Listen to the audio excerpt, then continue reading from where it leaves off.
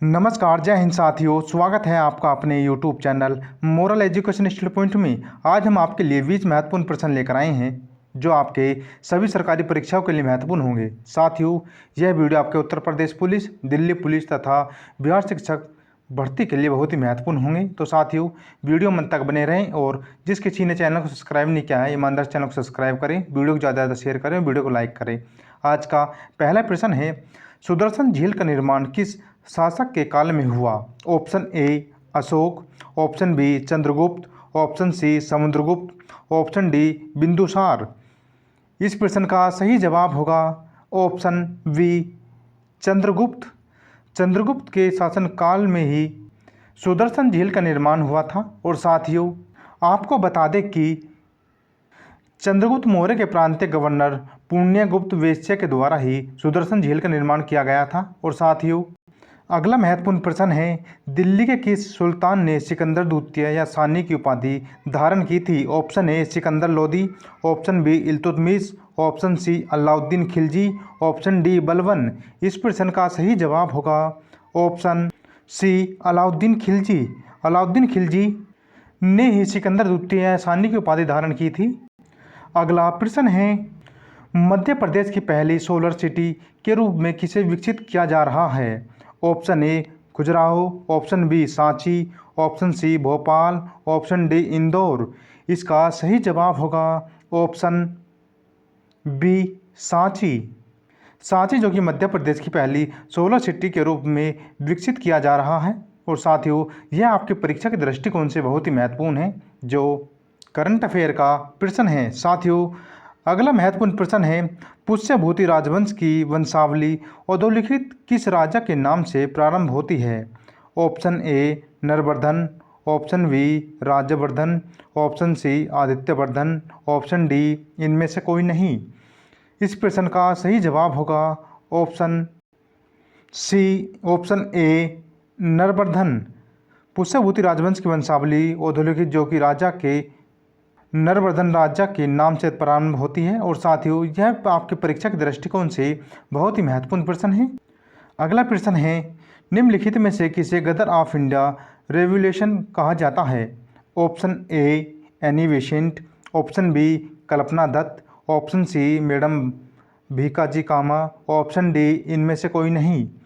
इस प्रश्न का सही जवाब होगा ऑप्शन सी मैडम भीकाजी कामा, जिन्होंने गदर ऑफ रेवोल्यूशन कहा जाता है या जिन्हें गदर ऑफ रेवोल्यूशन कहा जाता है। साथ ही आपको बता दें कि भीकाजी कामा का पूरा नाम भीकाजी रुस्तुमा कामा क्रांतिकारी के रूप में जाना जाता है, जो एक राष्ट्रवादी क्रांतिकारी के समर्थक थी। और साथियों, उन्हें यूरोप में अमेरिका के क्रांतिकारी का संचालन किया था। और वर्ष 1907 में उन्होंने स्टुटगार्ट जर्मनी में अंतर्राष्ट्रीय समाजवादी कांग्रेस में भाग लिया था। साथियों, अगला प्रश्न है, हाल ही में भारत के मूल के किस वैज्ञानिक को डच विज्ञान के सर्वोच्च सम्मान प्रतिष्ठित स्पिनोज़ पुरस्कार से सम्मानित किया गया है?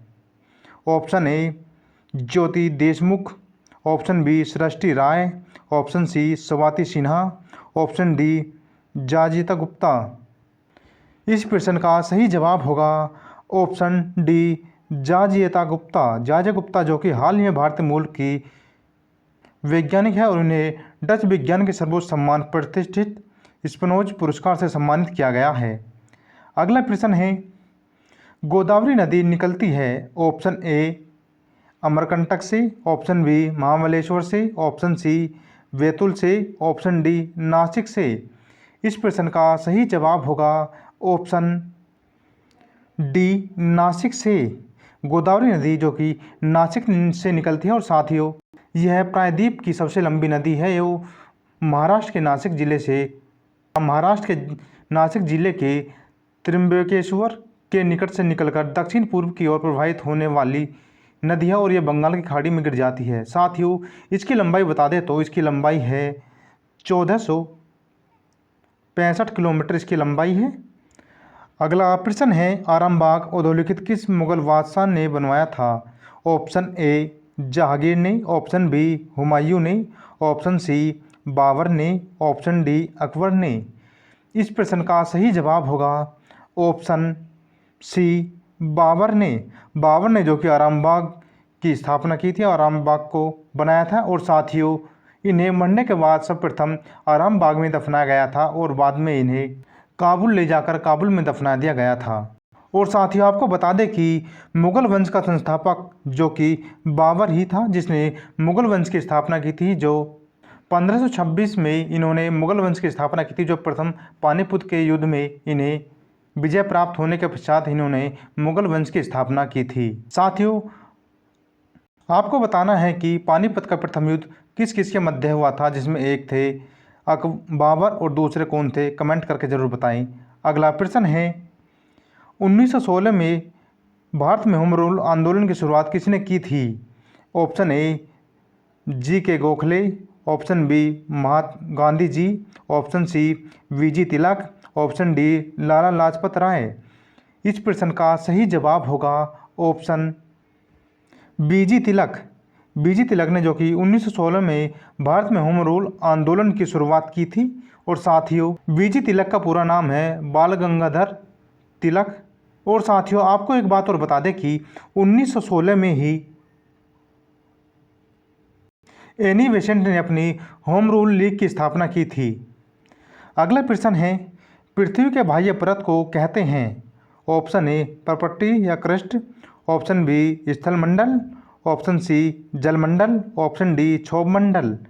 इस प्रश्न का सही जवाब होगा ऑप्शन पर्पट्टी या क्रस्ट, जो कि पृथ्वी के बाह्य परत को कहते हैं। साथियों, आपको बता दें कि पृथ्वी के अंदर के हिस्से को 3 भागों में बांटा गया है, जिसे प्रथम पर्पट्टी या क्रस्ट कहते हैं, और साथियों दूसरा मेंटल कहा जाता है, और साथियों तीसरा कोर कहा जाता है। अगला प्रश्न है सुएज नहर जोड़ती है? ऑप्शन ए भूमध्य सागर को लाल सागर से, ऑप्शन बी भूमध्य सागर को अरब सागर से, ऑप्शन सी भूमध्य सागर को अटलांटिक महासागर से, ऑप्शन डी लाल सागर को अरब सागर से। इस प्रश्न का सही जवाब होगा ऑप्शन ए भूमध्य सागर को लाल सागर से। सुएज नहर जो कि मिस्र में बनाई गई है, और यह साथियों यह विश्व की सबसे कृत्रिम नहर है। साथियों, यह नहर भूमध्य सागर और लाल सागर को जोड़ती है। और साथियों इस नहर का निर्माण 1869 में हुआ था। और साथियों, इसे अंतर्राष्ट्रीय जल परिवहन हेतु प्रारंभ किया गया था। सुएज नहर का राष्ट्रीयकरण वर्ष 1956 में मिस्र के द्वारा किया गया था, जो कि सुएज नहर को 1869 में अंतर्राष्ट्रीय जल परिवहन हेतु शुरू किया गया था या प्रारंभ किया गया था। अगला प्रश्न है निम्नलिखित में से कौन सा परिवहन का सबसे सस्ता साधन है? ऑप्शन ए सड़क परिवहन, ऑप्शन बी जल परिवहन, ऑप्शन सी वायु परिवहन, ऑप्शन डी रेल परिवहन। इस प्रश्न का सही जवाब होगा ऑप्शन बी जल परिवहन। जल परिवहन जो कि सबसे सस्ता साधन है। और साथियों, आपको बता दें कि सड़क परिवहन, वायु परिवहन और रेल परिवहन जल परिवहन से महंगे परिवहन हैं। साथियों, सबसे महंगा परिवहन है वायु परिवहन, फिर उसके बाद है सड़क परिवहन और फिर रेल परिवहन, जबकि जल परिवहन सबसे सस्ता परिवहन है। अगला प्रश्न है भारत के किस राज्य में विश्व का पहला एशियाई राजागीत संरक्षण एवं प्रजनन केंद्र स्थापित किया गया है? Option A Himachal Pradesh, option B Uttar Pradesh, option C Uttarakhand, option D Punjab. इस प्रश्न का सही जवाब होगा ऑप्शन बी उत्तर प्रदेश। भारत के उत्तर प्रदेश में ही एशिया राजागीत संरक्षण एवं प्रजनन केंद्र स्थापित किया गया है, जो उत्तर प्रदेश के महाराजगंज में विश्व का पहला एशियाई राजागीत संरक्षण एवं प्रजनन केंद्र स्थापित किया गया है। और साथियों, इसका उद्देश्य है गिद्धों को विलुप्त होने या हो रही प्रजातियों को संरक्षित करना। अगला प्रश्न है मेघालय का पठार विस्तार है? ऑप्शन ए प्रायद्वीपीय पठार, ऑप्शन बी तिब्बत का पठार, ऑप्शन सी हिमालय का पठार या हिमालय, ऑप्शन डी अरावती। इस प्रश्न का सही जवाब होगा ऑप्शन ए प्रायद्वीपीय पठार। साथियों, प्रायद्वीपीय पठार जो कि इस प्रश्न का सही जवाब है, जो मेघालय का पठार प्रायद्वीपीय पठार का विस्तार है। और साथियों आपको बता दें कि यह भ्रंश के कारण प्रायद्वीपीय भाग में मालदा गैप द्वारा पृथक है, या प्रायद्वीपीय भाग में मालदा गैप द्वारा पृथक हो गया है। अगला प्रश्न है, हाल ही में किस राज्य ने ट्रांसजेंडरों को अन्य पिछड़े वर्ग में शामिल करने का फैसला लिया है? Option A Himachal Pradesh, option B Punjab, option C Madhya Pradesh, option D Uttar Pradesh. इस प्रश्न का सही जवाब होगा ऑप्शन सी मध्य प्रदेश। मध्य प्रदेश सरकार ने ट्रांसजेंडरों को अन्य पिछड़े वर्ग में शामिल करने का फैसला लिया है। और साथियों आपको बता दें कि इसके बाद ट्रांसजेंडरों को राज्य सरकार में नौकरी का आरक्षण का लाभ मिलेगा। अगला प्रश्न है, हमारे संविधान में मूल कर्तव्य कब लाया गया था? ऑप्शन ए 1979 में, ऑप्शन बी 1976 में, ऑप्शन सी 1977 में, ऑप्शन डी 1978 में। इस प्रश्न का सही जवाब होगा ऑप्शन बी 1976 में।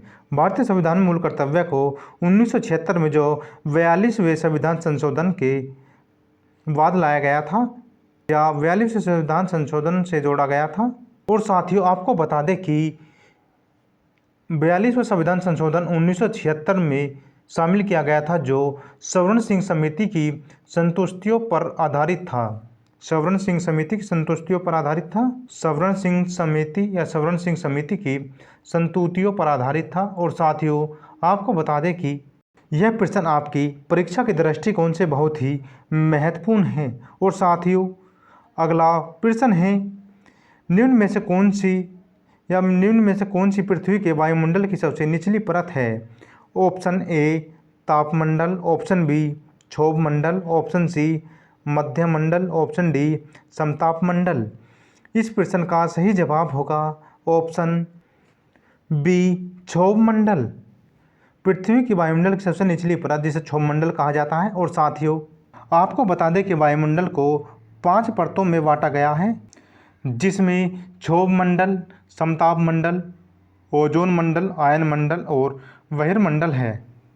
तो साथियों क्षोभमंडल जो कि वायुमंडल की सबसे निचली परत है और जिसका विस्तार वायुमंडल में 18 किलोमीटर की ऊंचाई तक है, यानी कि क्षोभमंडल का विस्तार जो है यह 18 किलोमीटर तक है, जो वायुमंडल में इसका विस्तार है।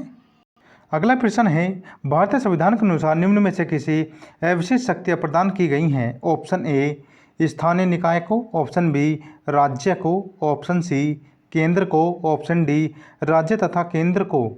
इस प्रश्न का सही जवाब होगा ऑप्शन सी केंद्र को।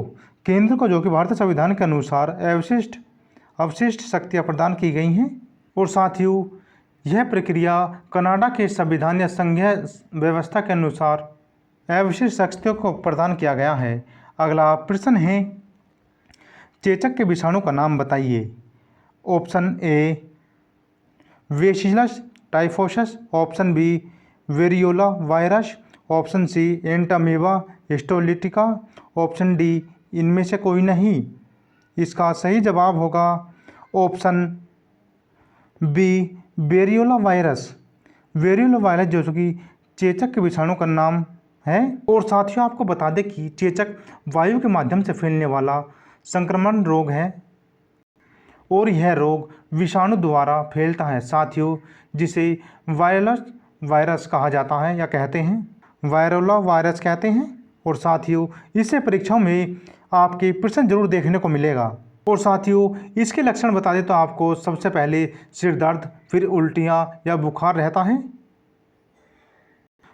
वेरियोला वायरस या चेचक के विषाणु जो होते हैं वे सबसे या इसका लक्षण जो हैं वे हैं सिर में दर्द, उल्टियाँ तथा बुखार, जिसके फलस्वरूप सिर में लाल चक्के लगने लगते हैं। और साथियों आपको बता दें कि चेचक के टीके का विकास एडवर्ड जेनर द्वारा किया गया था, जो परीक्षाओं में कई बार इससे प्रश्न पूछा जा चुका है कि चेचक के टीके का विकास किसने किया था, जो एडवर्ड एडवर्ड जेनर द्वारा जो कि चेचक के टीके का निर्माण किया गया था। अगला प्रश्न है,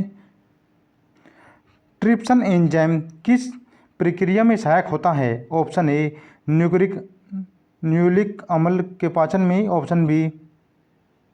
ऑप्शन बी प्रोटीन के पाचन में, ऑप्शन सी कार्बोहाइड्रेट के पाचन में, ऑप्शन डी वसा के पाचन में। इस प्रश्न का सही जवाब होगा ऑप्शन बी प्रोटीन के पाचन में। प्रोटीन के पाचन में जो कि ट्रिप्सिन एंजाइम की प्रक्रिया बहुत ही सहायक है, जो प्रोटीन के पाचन में सहायक होती है। साथियों, ट्रिप्सिन एंजाइम अग्नाशय रस में उपस्थित होता है और जो प्रोटीन के प्रोटोनों में बदल देता है, जो कि प्रोटीन को पेप्टोन में बदल देता है, और साथियों इसे वेवी फूड्स भी कहते हैं। ट्रिप्सिन एंजाइम को जो कि वेवी फूड भी कहा जाता है। और साथियों यह मददगार होने के साथ साथ, या यह पाचन में मददगार होने के साथ साथ हड्डी रोग व घाव के उपचार में भी सहायक होता है। साथियों, ये थे आज के 20 महत्वपूर्ण प्रश्न जो आपके परीक्षा के दृष्टिकोण से बहुत ही महत्वपूर्ण होंगे। तो साथियों, जिस किसी ने चैनल को सब्सक्राइब नहीं किया है, ईमानदार चैनल को सब्सक्राइब करें, वीडियो को ज़्यादा से ज़्यादा शेयर करें, वीडियो को लाइक करें, वीडियो को कमेंट करके बताएं कि वीडियो कैसी लगी। तो आज के लिए इतना ही। तो जय हिंद साथियों।